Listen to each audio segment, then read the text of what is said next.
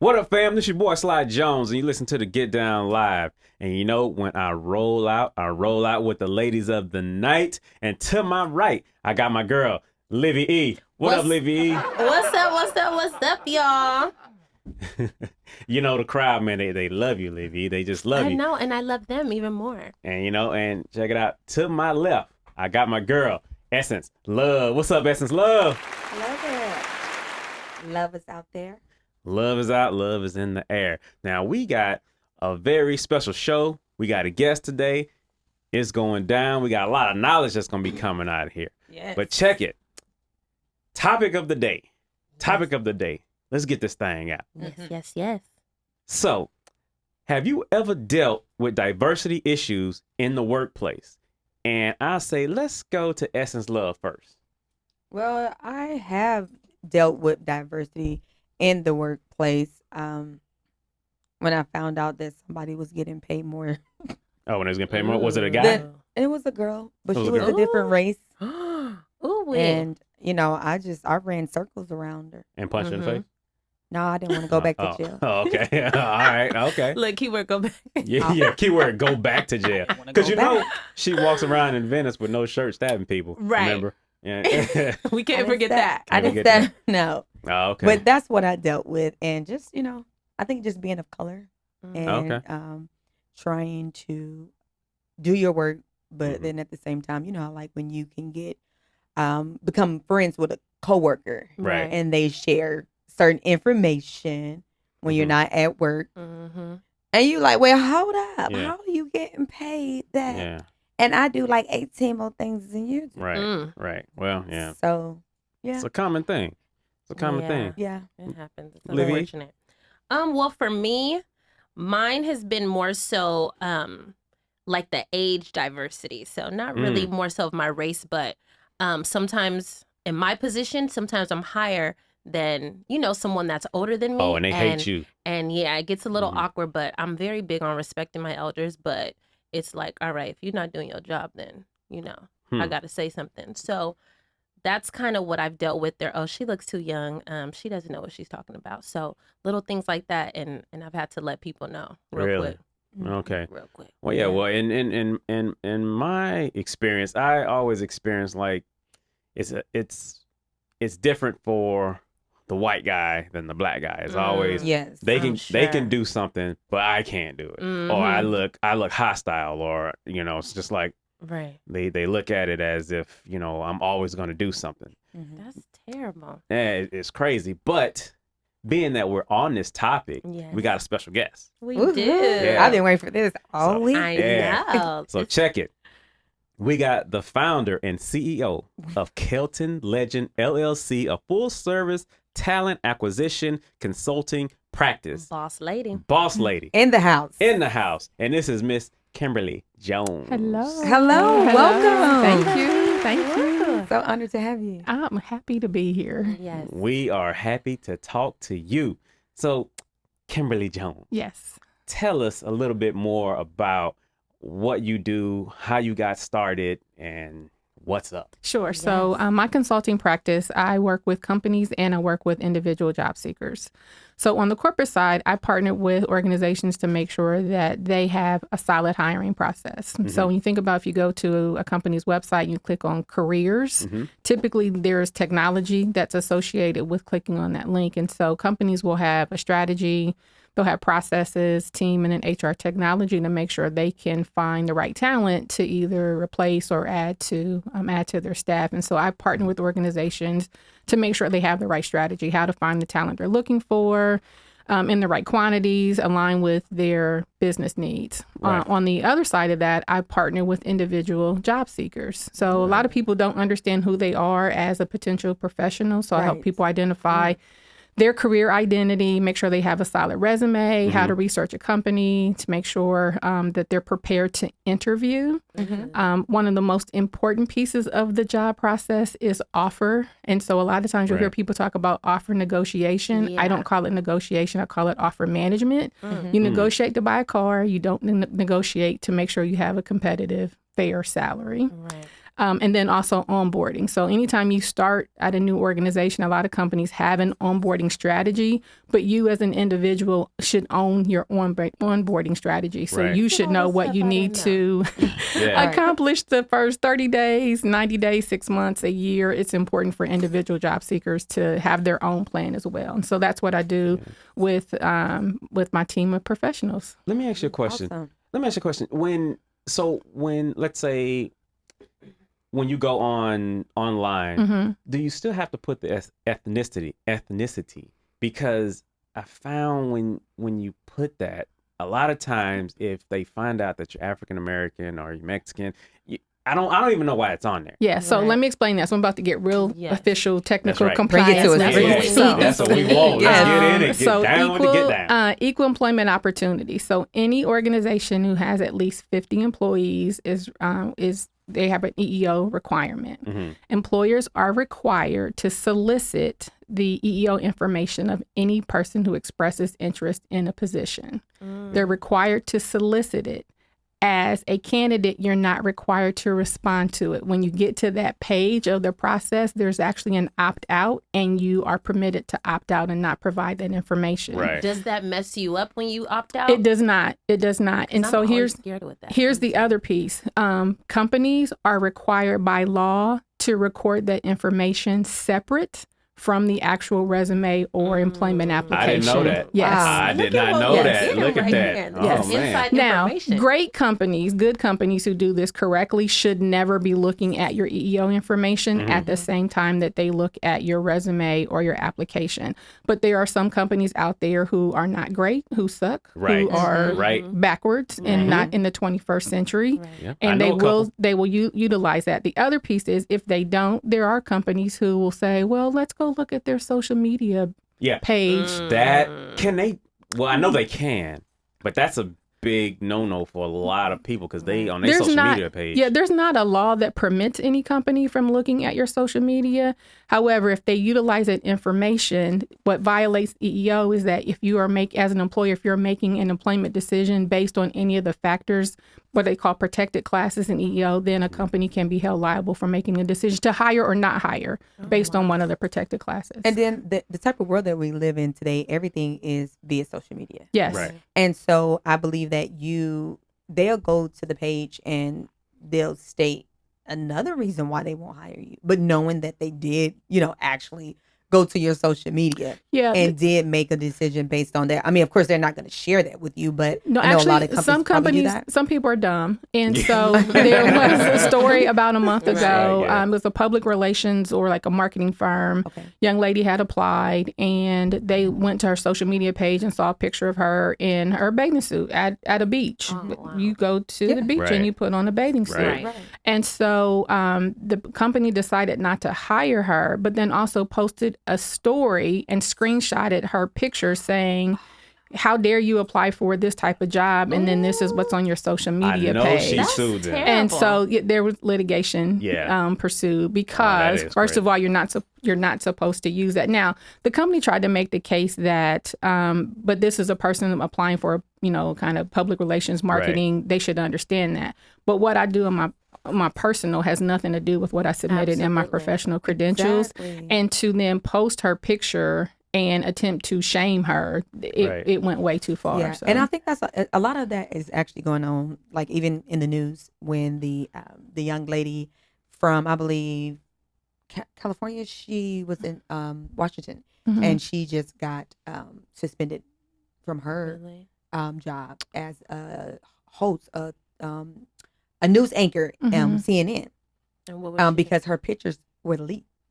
She was going through Yeah. a messy divorce. Yeah. I forgot her name, but she was going through a very messy divorce. Oh, was this the congressman? The congresswoman. Oh well, Yeah. her pictures. I She didn't was see actually that. doing stuff. That was. But Amy's- again, it does not matter. That is her personal. but her personal came into her workplace. So though. here's the thing: Right. there are some professions where you understand that there's an ethics clause that Right. might be Yeah. part of what's required as part of your job. So what you do in your personal, Can affect your. it can, because Right. ultimately it impacts the brand of the overall organization. There are a lot of athletes who understand, especially if they're pursuing endorsements, that they may have a Right. moral or ethics clause as part of their contract with whomever that cereal or Disney. detergent company Right. is, and that anything that they do in their personal might then gonna impact. be- But here's the thing, I think She it goes went a both little ways. bit too far, but she did go a little bit too far. Just a little. And a bit too far. Part of what was the driver behind that, she has a bitter ex-husband. Right. And he just like Well, but went she- all she- the way Wait, in. hold up. And I was like, I think she deserved it. whoa, whoa, I whoa, think she whoa, deserved whoa, it. whoa, whoa. Because did you hear what actually happened? She had she pursued a relationship with someone on her campaign, I believe people. is what it Two was. people. Two people on her I didn't hear campaign. anything about this And she today. left them when she got the nod that it was going down and she was going to get that job. She moved to DC and told them, "Hey, I'm done with y'all. I'll pay the bills, but it's over now." Now, So who? Her husband? yeah, and they were like, "What do we do?" Like, nah, like, okay, you paying the bills, but how long is that gonna last? So I mean, yeah, they were hurt. Even the girl and the guy, they put it all out on social media. They let it be known, like, hey, this wasn't right. You know what I mean? But I kind of see The guy, he was having a relationship with her too.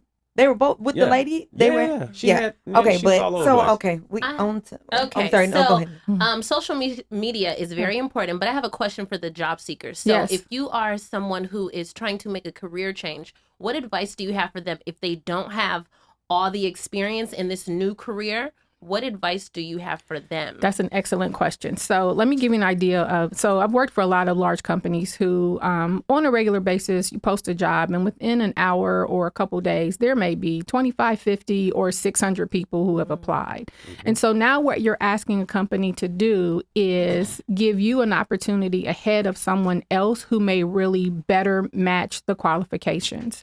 And so if you are seeking a career change, one thing, you have to be realistic about what the competition is. You are competing against people who already have experience in that particular area.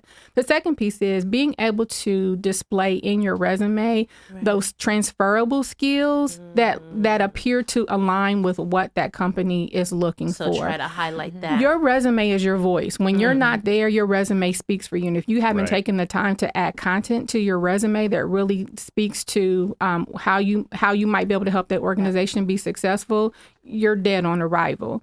If you make it past that resume review stage and you actually get a phone call from the recruiter, from the HR person, from the hiring manager, you have to be ready. And I'm not saying get ready. Yeah, you got to be ready. Be ready. prepared, Be yeah. ready.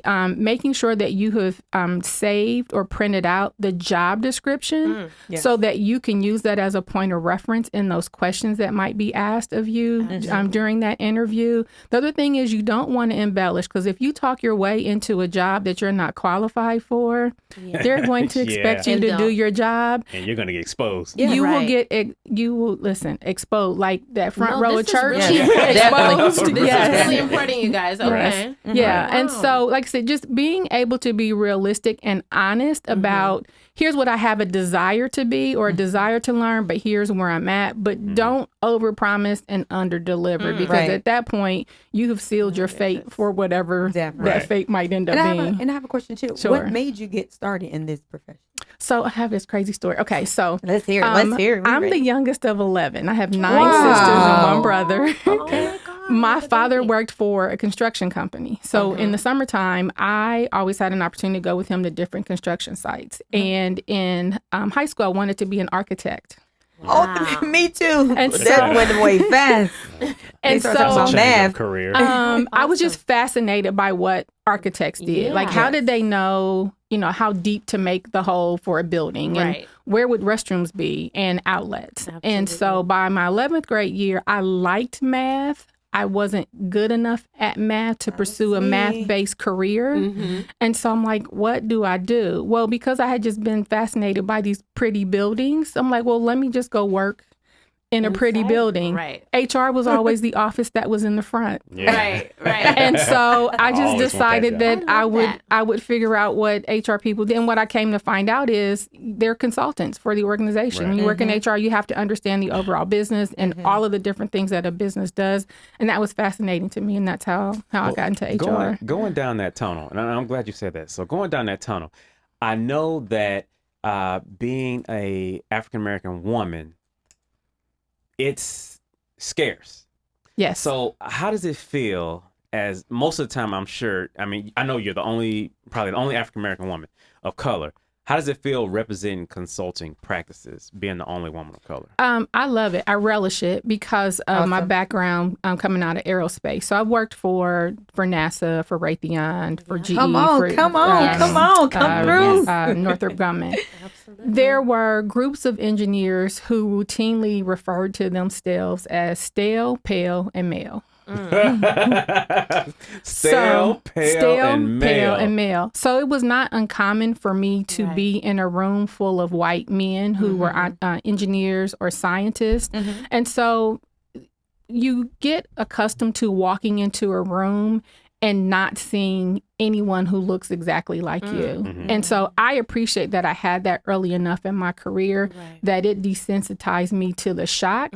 At the same time, it helped me be as prepared as possible because Black girls don't get second chances. Yeah. We don't get a chance to mess up or be unqualified or not be on the top of our game. And so or get angry. Not at all. Yeah. Not at all. Because you will always and forever be the angry Black chick. Exactly. And so then once I launched my company, especially because part of my practice is HR technology, more often than not, I am the only woman and I'm the only brown face. And so a couple things that happen as part of that, when I, meet potential peers or partners or even clients, the question is, well, how did you get into HR technology? Do you have a computer science degree? I don't. Right. However, I'm still fantastic at what I do. Okay. And so there were things that I was fortunate enough to learn on my own and through other people, and the things that I continue to learn. You can Google a lot of different things.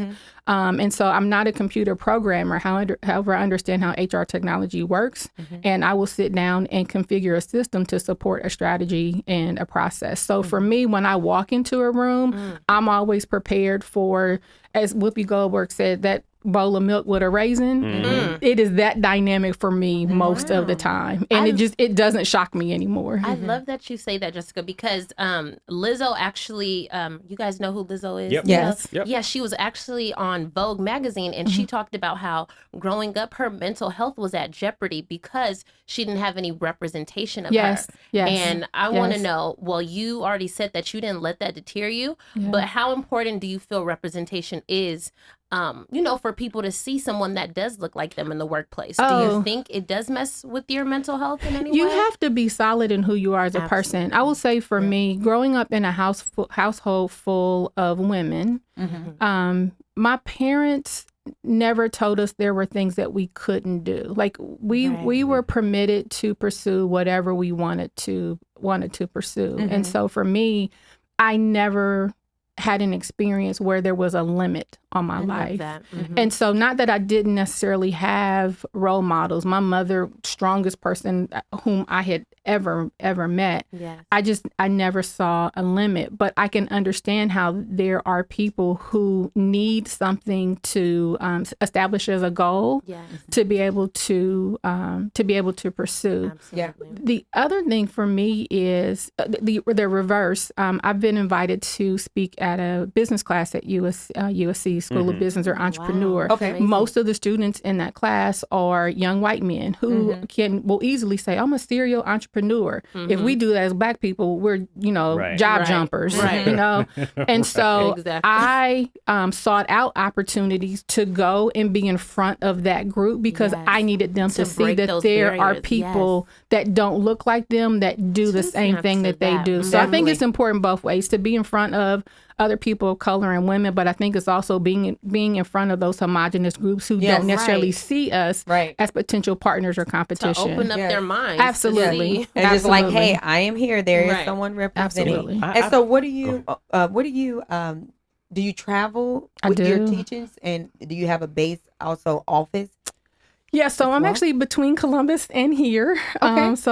Columbus, Ohio. Columbus, Ohio, the Ohio State University. I'm actually a graduate of Wilberforce University. And then Aren't you here, a professor as well? I teach at UC Irvine. I teach at what I'm University of talking California, about. Irvine. That's why I was like, okay, Yes. where you based that? Yeah, and so the course I teach at UC Irvine is technology applications in talent management. So any system that's needed for an HR function, I teach that course at UC Irvine. And for me, I wasn't seeking out a professor opportunity, but when it got presented, what I knew, it would help bolster my credentials, because there are people who would still question whether or not, with my pedigree, whether or not I was qualified to be a consultant. By also saying as an instructor, I teach a course in technology, it helped dispel the myth that in the absence of a computer science degree, especially from the schools, Right. Nobody necessarily questions my credibility or, my technical capability, because I'm also an instructor. Right. Wow. That's awesome. I want to ask, what tips would you give? Because when I used to go for interviews, right, I would go in and I would look for a Black person, sometimes a Mexican person, and if there's not a Black or Mexican, I look for gay, because I know out of one of those three, they've been through some type of struggle like me. So I can relate. We can relate. What tips would you give a person that's going in for an interview? Let's say talking points. Okay, so a couple things. I just want to make a comment about your observation or your assumption. Okay. All my skin folk ain't my kinfolk. Yeah, exactly. That's because I've ran into one of those. I ran into one of those, so true. and that the way this That chick is was so racist. true. This was Sometimes at that one. could be the worst one. This was at One West Bank. I wish I knew her name because I put her on blast. This was at One West Bank, and she was Black, but she was African, and she was asking me, "Where's my accent?" And I was like, "What accent?" Yeah, because she saw my resume. It said I'm from Texas, and so she was trying to hint to I was whitewashed, and I was like, and I didn't catch on until I left. And I'm like, was she trying to?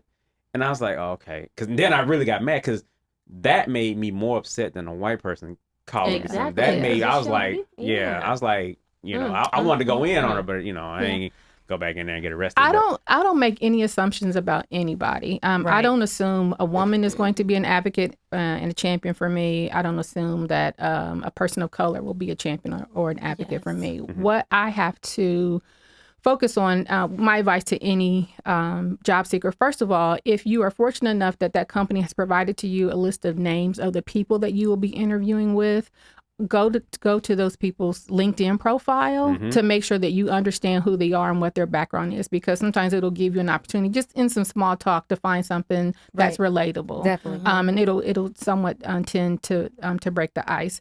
The second piece of advice, two things. One, don't go interview for jobs that you're not qualified for. Right. Don't go interview for jobs you're not qualified for.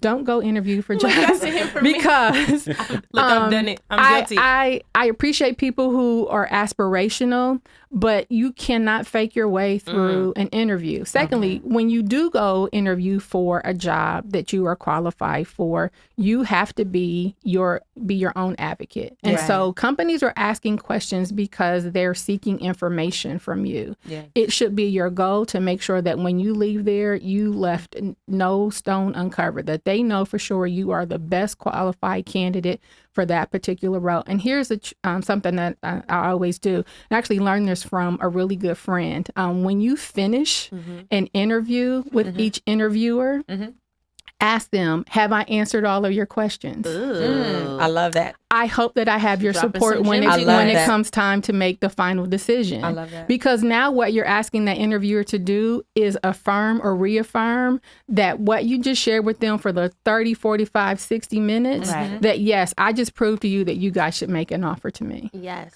I love that. I have a question. Some advice for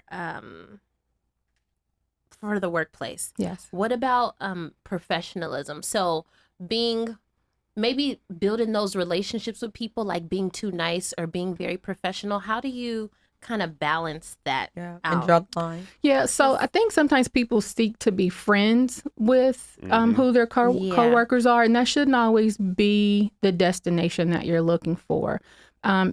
Being a colleague is not the same thing as being a friend. Right. And so being able to understand professionally who that person is, for them to understand who you are, to make sure that you're in a position to be a great team member, especially if you're in a leadership role, to be a great leader. But that spirit of discernment is not something I take lightly. Definitely. And so knowing when to listen. So you'll hear people sometimes talk about seek first to understand.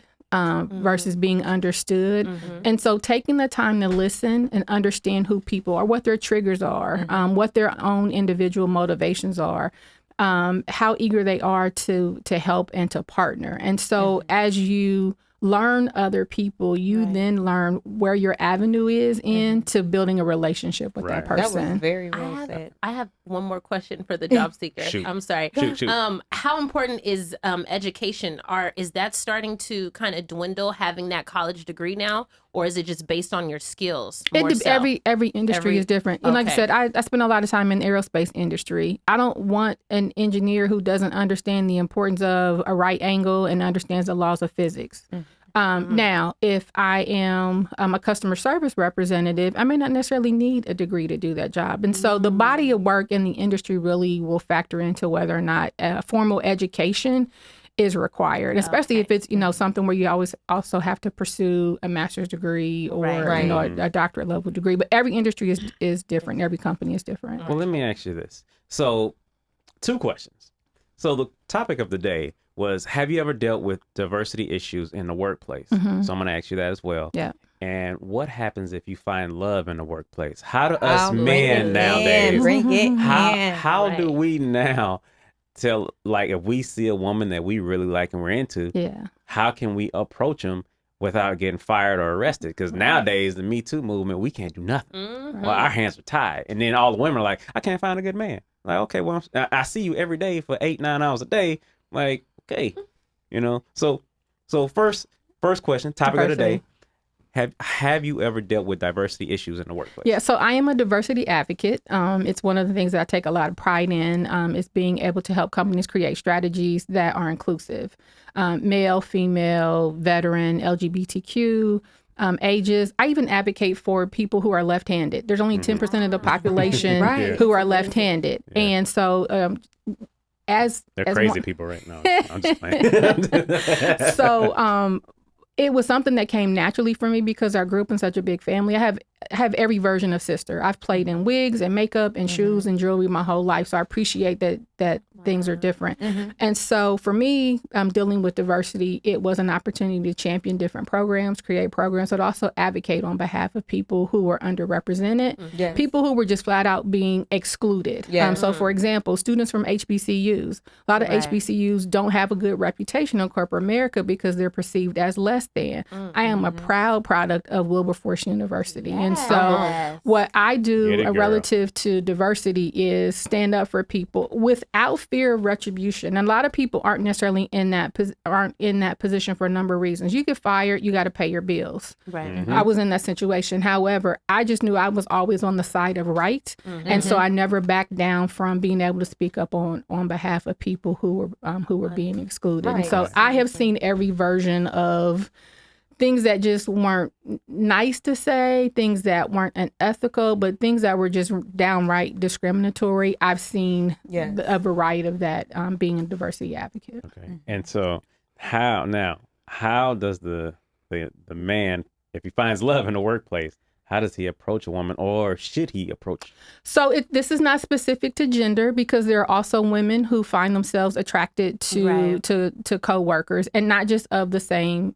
sex. So let me just make sure I even this out. Yes. So Me Too clearly grew out of women who had been assaulted, marginalized, discriminated against, excluded. Primarily by men in positions of power. I think your question is, we all work together, we're peers, maybe even sometimes, in a leadership role.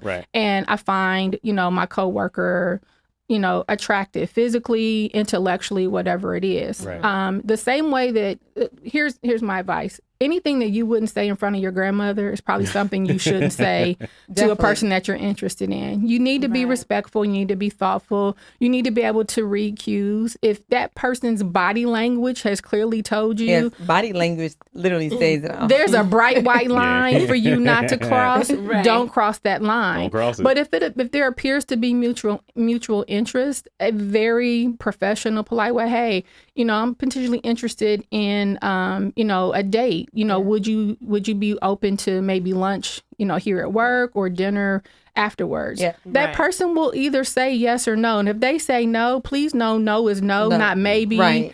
If I catch her on a different day, it might be a different answer. And then we also have to keep in mind, while you're actually on that subject, we have to keep in mind too that we definitely would want to see what the company policies are. Absolutely. Because in some companies you can't. McDonald's just fired their CEO. Yes, they did. All right. Because CEO he pursued a consensual relationship with someone who worked at the company. But at that level of the It was organization, against company policy. you have blurred so many lines. Right. And so I'm thinking, dude, everybody in the whole world, you couldn't have found Anybody else. Right. Now, do you think? So I have a question too. Okay. So do you think that the gender option on an application will actually go away someday? I don't think it'll go away. I think just the definitions that are presented will be expanded because there's non-binary, I think, is one of the options. And so male, female, non-binary, I think that I think the options will expand, but not necessarily go away completely. Okay. Oh, Just cool. like with the restrooms. Yes. Right. Yeah. Just like with the restrooms. So check it out. All right. So, man, we are getting knowledge from Miss Kimberly Jones. Yes, it has Going been down. a pleasure. Oh my God. Oh man, I was so learned so excited much. for you to come. I was and excited to come It's here. awesome when you learn about I'm about to different go out there and go get him. You know what I mean? I'm knocking on there. I'm going to knock on the White House. Though. I want to be the president now. It's going There you down, go. right? Y'all think I can do it? Yeah, you can do it. Absolutely. So, Okay. so your just one more thing, real Sure, quick. shoot. So your office is in LA. You have an office. I have as office well? in LA. I have Okay. office in Columbus as well. Okay. And how do we Yes. get in touch with you? You Or how do can the people get in touch with you? you can find me on LinkedIn under my LinkedIn profile, Kimberly Jones. You can email me at KimTheJ, KIMTHEJ at KeltonLegend.com. You can also find me on Instagram at KimTheJ. Awesome. Yeah, Yeah, I googled you today. You was Yes. just up everywhere. I was like, She's come just on amazing. with it. A woman of many hats. Yes. Woman of many Ton hats. of experience. All right, bet that. Well, hey, check it out. We giving knowledge. It's to Get Down Live. We putting it down. Live. We live. I got my girl Livy over here. What's Livy! up? Yes. It was amazing, you guys. Yeah, and I got the girl Essence Love over You here. guys know it's all about that love. Miss It's all Essence. about the love. And Miss Kimberly Jones, thank you Thank so you guys. much. so Thank you much. for your It was time. a pleasure. Thank This was you. awesome. This was dope. I'm your man, Sly Jones, and I'll catch you on the next one. This is the Get Down Live.